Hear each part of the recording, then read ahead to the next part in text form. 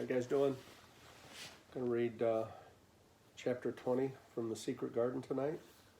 So let's get right into it. And the title is chaptered. The chapter is titled, I Shall Live Forever. But they were obliged to wait more than a week, because first there came some very windy days, and then Colin was threatened with a cold, which two things happened, one after the other, would no doubt have thrown him into a rage, but that there was so much careful and mysterious planning to do, and almost every day Dickon came in, if only for a few minutes, to talk about what was happening on the moor and in the lanes and the hedges and on the borders of streams. The things he had to tell about otters and badgers and water rats' houses, not to mention birds' nests and field mice in their burrows, were enough to make you almost tremble with excitement when you heard all the intimate details from an animal charmer and realized with what thrilling eagerness and anxiety the whole busy underworld was working. Now, I'm reading this toward the end of March, and we're stuck in the house with this coronavirus thing, and I'm getting a little bit of spring fever, so I understand what they're talking about. I don't want to be stuck inside anymore. It just snowed again today. Goodness. Let's go on. They're same as us, said Dickon, only they have to build their homes every year, and it keeps them so busy they face fair scuffle to get them done. The most absorbing thing, however, was the preparations to be made before Colin could be transported with the sufficient secrecy to the garden. No one must see the carriage and Dickon and Mary after they turned a certain corner of the shrubbery and entered upon the walk outside the ivied walls. As each day passed, Colin had become more and more fixed in his feeling that the mystery surrounding the garden was one of his greatest charms. Nothing must spoil that. No one must ever suspect that they had a secret. People must think that he was simply going out with Mary and Dickon because he liked them and did not object to their looking at him. They had long and quite delightful talks about their route. They would go up this path and down that one and cross the other and go around among the fountain flower beds as if they were looking at the bedding plants the head gardener, Mr. Roach, had been having arranged.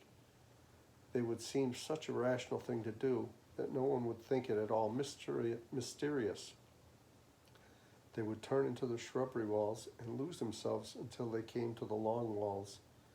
It was almost as serious and elaborately thought out as the plans of a march made by great generals in times of war. Rumors of new and curious things which were occurring in the invalid's apartment had of course filtered through the servants' hall into the stable yards and out among the gardeners. But notwithstanding this, Mr. Roach was startled one day when he received orders from Master Colin's room to the effect that he must report himself in the apartment no outsider had ever seen, as the invalid himself desired to speak to him. Well, well, he said to himself as he hurriedly changed his coat, what's to do now? His Royal Highness, that wasn't to be looked at, calling upon a man he's never set eyes on. Mr. Roach was not without curiosity. He'd never caught a glimpse of the boy and had heard a dozen exaggerated stories about his uncanny looks and ways and his insane tempers. The thing that he had heard oftenest was that he might die at any moment, and there had been numerous fanciful descriptions of a humped back and helpless limbs given by people who had never seen him. Things are changing in this house, Mr. Roach, said Mrs. Medlock as she led him up the back staircase to the corridor on which opened the hitherto mysterious chamber. Let's hope they're changing for the better, Mrs. Medlock, he answered. They couldn't well change for the worse, she continued, and queer as it all is, there's them as finds their duties made a lot easier to stand up under. Don't you be surprised, Mr. Roach, if you find yourself in the middle of a menagerie and Martha Sowerby's Dickon more at home than you or me could ever be. There really was a sort of magic about Dickon, as Mary always privately believed. When Mr. Roach heard his name, he smiled quite leniently. He's be at home in Buckingham Palace or at the bottom of a coal mine, he said, and yet it's not impudence either. He's just fine, is that lad. It was perhaps well he had been prepared, or he might have been startled. When the bedroom door was opened, a large crow, which seemed quite at home, perched on the high back of a craven chair, announced the entrance of the visitor by saying, "Caw, caw," quite loudly. In spite of Mrs. Medlock's warning, Mr. Roach only just escaped being sufficiently undignified to jump backwards. The young Rajah was neither in bed nor on his sofa. He was sitting in an armchair with a young lamb, and a young lamb was standing by him, shaking its tail in feeding lamb fashion as Dickon knelt, giving it milk from its bottle. A squirrel was perched on Dickon's bent back, attentively nibbling a nut. The little girl from India was sitting on a big footstool looking on. "Here's Mr. Roach, Master Colin," said Mrs. Medlock. The young Rajah turned and looked his servitor over. At least that was what the head gardener felt happened. Are you Roach? Oh, you are Roach, are you?" he said. "I sent for you to give you some important orders." "Very good, sir," answered Roach, wondering if he was to receive instructions to fell all the oaks in the park or to transform the orchards into water gardens. "I'm going out in my chair this afternoon," said Colin. "If the fresh air agrees with me, I may go out every day. When I go, none of the gardeners are to be anywhere near the long wall by the garden walls. No one is to be there. I shall go out about 2:00, and everyone must keep away until I send word that they may go back to their work." "Very good, sir," replied Roach, much relieved to hear that the oaks might remain and that the orchards were safe. "Mary," said Colin, turning to her, "what is that thing you say in India when you have finished talking and you want people to go?" "You say you have my permission to go," answered Mary. The Rajah waved his hand. "You have my permission to go, Roach," he said. "But remember, this is very important." "Caw, caw," remarked the crow, hoarsely, but not impolitely. "Very good, sir. Thank you, sir," said Mr. Roach. And Mrs. Medlock took him out of the door. Outside in the corridor, being a rather good-natured man, he smiled until he almost laughed. "My word," he said, "he's got a fine lordly way with him, hasn't he? You'd think he was a whole royal family rolled onto one. Prince consort and all." "Eh?" protested Miss Medlock. "We've had to let him trample all over every one of us ever since he had feet, and he thinks that's what folks was born for." "Perhaps he'll grow out of it if he lives," suggested Roach. "Well, there's one thing pretty sure," said Mrs. Medlock. "If he does live, and that Indian child stays here, I'll warrant she teaches him that the whole orange does not belong to him, as Susan Sowerby says. And he'll be likely to find out the size of his own quarter." Inside the room, Colin was leaning back on his cushions. "It's all safe now," he said, "and this afternoon I shall see it. This afternoon I shall be in it." Dickon went back to the garden with his creatures, and Mary stayed with Colin. She did not think he looked tired, but he was very quiet before their lunch came, and he was quiet while they were eating it. She wondered why, and she asked him about it. "What big eyes you've got, Colin," she said. "When you are thinking, they get as big as saucers. What are you thinking about now?" "I can't help thinking about what it will look like," he answered. "The garden?" asked Mary. "The springtime," he said. "I was thinking that I've really never seen it before. I scarcely ever went out, and when I did go, I never looked at it. I didn't even think about it." "I never saw it in India because there wasn't any," said Mary. Shut in and morbid as his life had been, Colin had more imagination than she had, and, at least, he had spent a good deal of the time looking at wonderful books and pictures. That morning, when you ran in and said, "It's come, it's come," you made me feel quite queer. It sounded as if things were coming with a great procession and big bursts and wafts of music. I've a picture like it in one of my books. Crowds of lovely people and children with garlands and branches with blossoms on them. Everyone laughing and dancing and crowding and playing on the pipes. That was why I said, "Perhaps we shall hear golden trumpets," and told you to throw open the windows. "How funny," said Mary. "That's really just what it feels like. And if all the flowers and leaves and green things and birds and wild creatures danced past at once, what a crowd it would be.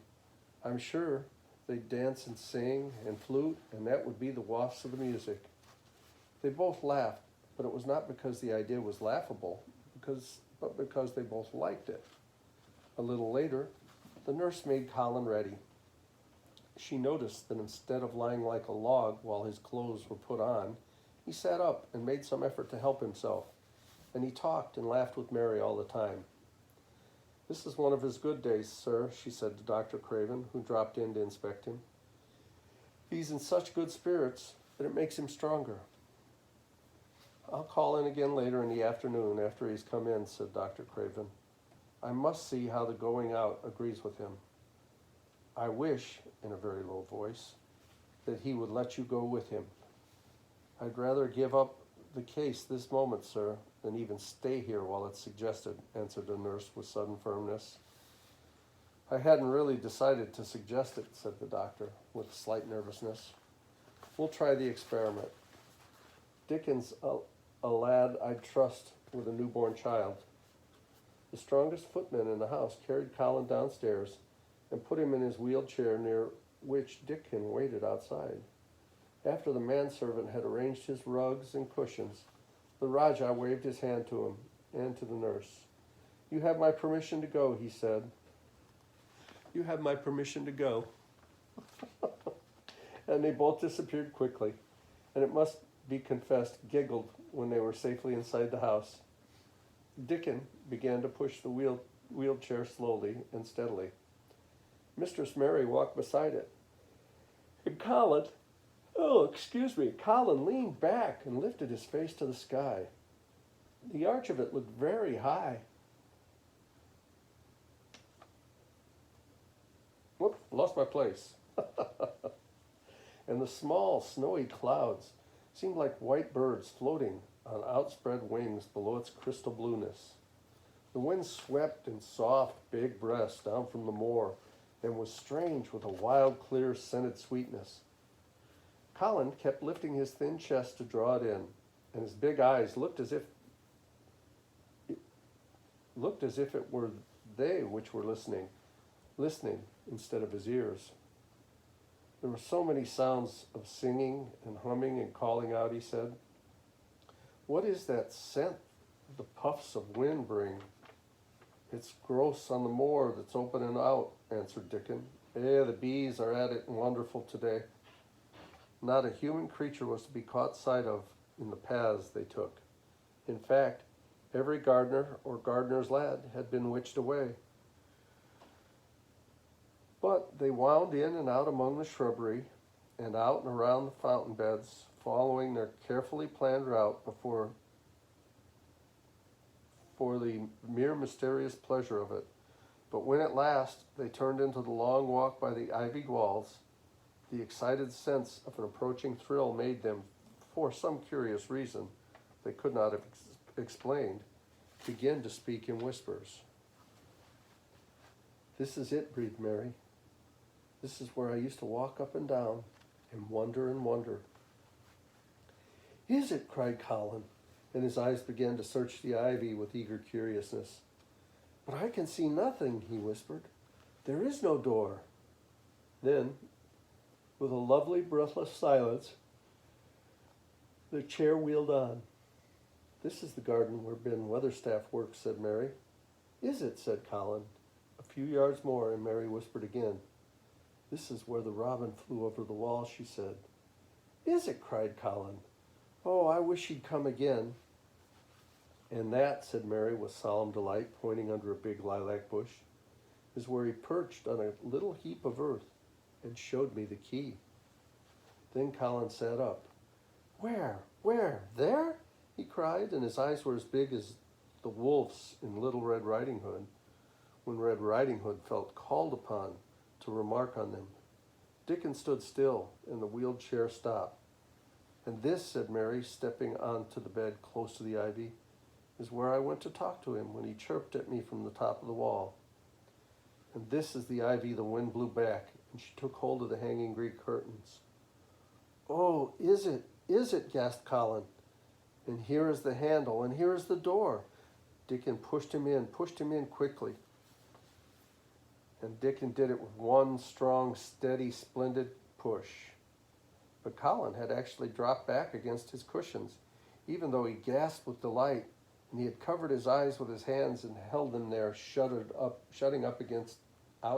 out everything until they were inside, and the chair stopped as if by magic, and the door was closed. Not till then did he take them away and look around and around as Dickon and Mary had done, and over walls and earth and trees and swinging sprays and tendrils.